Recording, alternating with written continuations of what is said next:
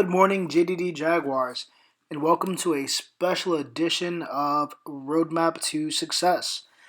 Today is a very special day in Florida, Jaguars. Today is Presidential Primary Election Day. So if you don't know, if you haven't been hearing about it, today is the day where Floridians get to say who they think we should vote for, who is president in November. On one side, you have the Republicans. On the other side, you have the Democrats. And on each side, voters today get to say who they think should represent each party. So, if you haven't already seen folks voting, you may see folks voting here at JDD today, because JDD is one voting site where people can come and vote for who they think should be president. In fact, Mr. Alfred has already voted today, and many of your teachers probably have voted or will be voting. Today, you have a special opportunity to vote for yourself, especially you 7th graders. We will be hosting our very own presidential primary in room 46. But before we can go and cast our ballots, we should learn a bit more about the process. So to help us today, we're going to get started with a quick video on what exactly is a presidential primary. Primary elections are how political parties in the United States pick their strongest candidate to run for president. The parties do this by holding mini-elections in each of the states, and the candidates with the most votes from these elections becomes the party's official nominees. These nominees then face each other in the national election for president. But this isn't the whole story. There are 5 things that make it a bit more complicated than that. Complication number 1, primaries versus caucuses. In every state, the local party leaders decide how to run their elections. The 2 most common choices are primaries and caucuses. Primaries are just like standard elections. Go to the polls whenever you can, stand in a long line, hide in a booth, then tick a box or press a button, and your vote is cast in complete anonymity. A caucus, however, is a public vote. People gather in groups wherever space is available, then literally take sides in a room with everyone else who likes the same candidate. The groups debate each other, and, if people change their minds, they need to physically switch sides. At the end of the debates, the party representatives count the number of people in each group. If you leave too early, your vote doesn't count. This description of primaries and caucuses is really all you need to know, but the specifics can vary wildly. That's because there are 50 states, all of which hold at least 2 primaries and caucuses for the big parties, and possibly more for the small parties. Covering all the local variants would take a tediously long time, which your short attention span for boring political videos wouldn't tolerate. And you need to stay focused because there are 4 more things to come. Complication number 2, who can vote? In the national presidential election, all American citizens over the age of 18 can vote, with 2 exceptions. You can't live here or here. But primaries are in-state elections with lots of different rules. Most states and parties will only let you vote in the primary if you're an official member of the party. This is called a closed primary because the voting is closed to non-party members. But some citizens are independents and not registered with any party. If you're an independent and live in a state with closed party elections, tough luck. No voting for you. Some states, however, have semi-closed primaries where independents can pick one and only one primary to vote in. Parties allow this because the presidential election is often determined by independents, so knowing which candidates they like is useful. Finally, a few states and parties really play it fast and loose with open primaries. Here, any citizen, no matter which party they're registered with, can pick a primary to vote in. But it's not just the states that have primaries. They're also held in the District of Columbia and the oft-forgotten territories. Holding primaries here is a bit odd though, considering that territorial residents can't vote in the actual presidential election. Lastly are the Americans living abroad who, depending on the party, vote in a block as though they all live together in one big extra state. When all these elections take place depends on complication number 3, who votes when. Primaries aren't conducted all at once but are spread out over a year. This leads to fights between the states about who gets to be at the head of the line and who is stuck at the back. Inevitably, last-minute leapfrogging of dates happens even though the parties often take away votes from these uncivil states. When it comes to being number 1, nobody beats New Hampshire, who wrote it into state law that their primary will always be at least a week ahead of everyone else's. Which isn't a problem until some other state gets the bright idea to do the same, and then we have an infinite loop in our system and have to force quit the law. But wait, you say, doesn't Iowa already go first? Yes, but New Hampshire lets them get away with it for 2 reasons. First, Iowa's election is a caucus, and so New Hampshire is still technically the first primary, and second, New Hampshire thinks that Iowa is stupid and doesn't matter. Other states try to boost their influence not by cutting in line, but by forming an alliance and holding their primaries at the same time. The biggest alliance of the election cycle is called Super Tuesday, where, depending on how many states can agree with each other, around half of them might participate, giving out a whole pile of votes. Which brings us to complication number 4, votes that aren't votes. So this whole time you were probably thinking that citizens gave votes straight to the candidates. But no. Instead, the votes are given to a bunch of guys called delegates who in turn give them to the candidates as requested. Maybe. Depending on the state, delegates might be required to vote as the citizens did, or they might be completely free to ignore the citizens and vote for whomever they want. Who are these people? The delegates are local party VIPs, such as state reps and officials. The more citizens who live in a state, the more delegates that state gets. Later in the year, when all the states have finished their primaries, the delegates travel to a huge gathering for their party called the National Convention. It's here that the official vote to select the party's nominee for president happens. But it's not just the delegates who do the voting. Complication number 5, superdelegates. Superdelegates are the top members of the party, such as congressmen and former presidents. They go to the National Convention not to represent the people, but to represent the current party establishment and can vote for whomever they want. Depending on the party, superdelegates might be up to 20% of the voters at the National Convention. Usually by the time the National Convention happens, all the candidates save one have dropped out of the race, so the convention is just a rubber stamp and a big party. But if the fight between candidates is still ongoing, the delegates and superdelegates are the ones with the final decision. All right, Jaguars. So now that we know a bit about the primary process, in order for you to vote in a primary, you must identify as either a Democrat or a Republican. Now, you might have learned a little bit about this in civics, and if you are a sixth grader who has not yet taken civics, you will learn a bit about it. But just to give a rough breakdown, all right, here's a chart that shows some of the differences between Democrats and Republicans. Now, Democrats generally believe that government should pass laws and create programs to make the country better. Ultimately, Democrats believe that government knows the best way to do the most good for the most people.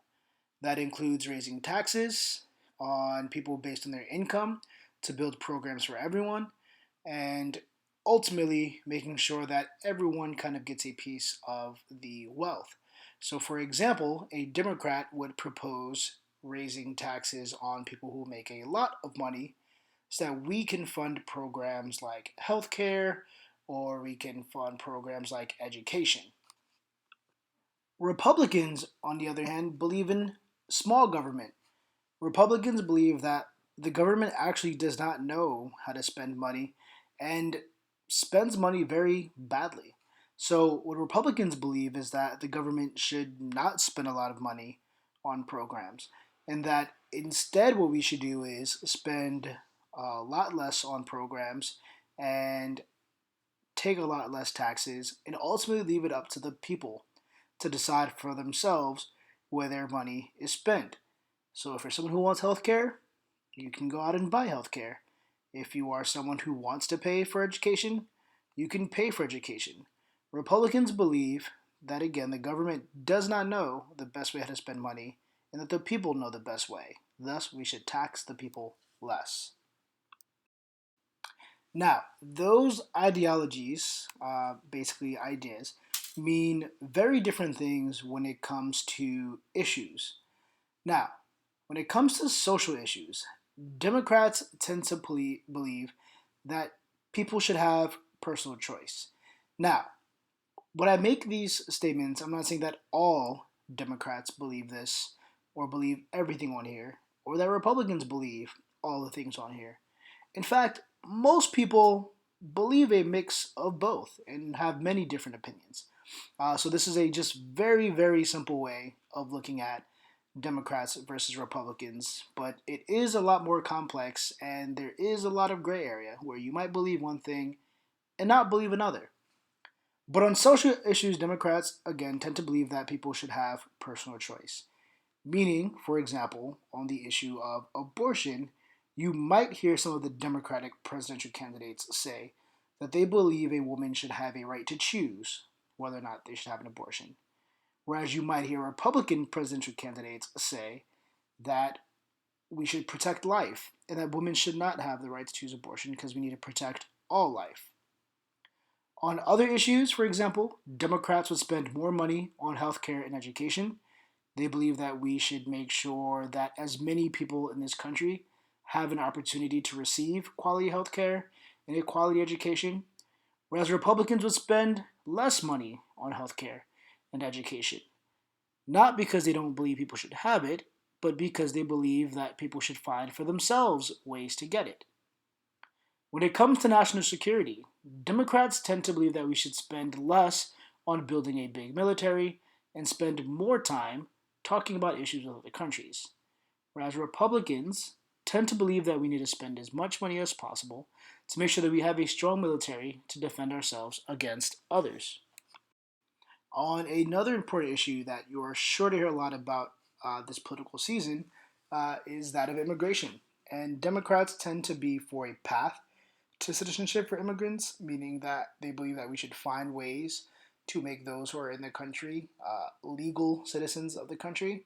Whereas Republicans tend to have a harder stance on immigration and either believe that we need to make it difficult for people to come into the country illegally and find ways to discourage people from coming to the country legally. Uh, so what we're going to do now is we're going to get into a short video on kind of what each candidate actually believes. Teachers, please feel free to pause the video when need be, as the video will be mostly words, and please feel free to explain anything that you think needs explaining or that students might have questions about.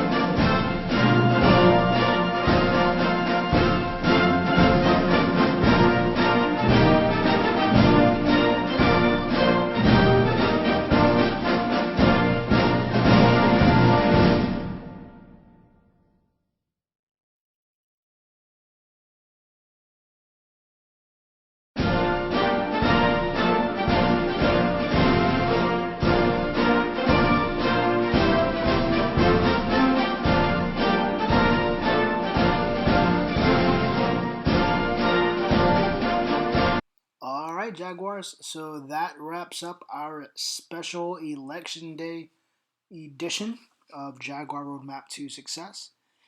Seventh grade students, you will be called down to cast your primary vote ballots. But everyone else, I encourage you to have a conversation with any of the adults around the building, the adults at home, your friends, your family about Election Day, and ask them who they voted for. And if they haven't voted yet, when you get home, make sure they go out and vote. This election is important. Make sure our voices are heard. Have a great Jaguar Day, everyone.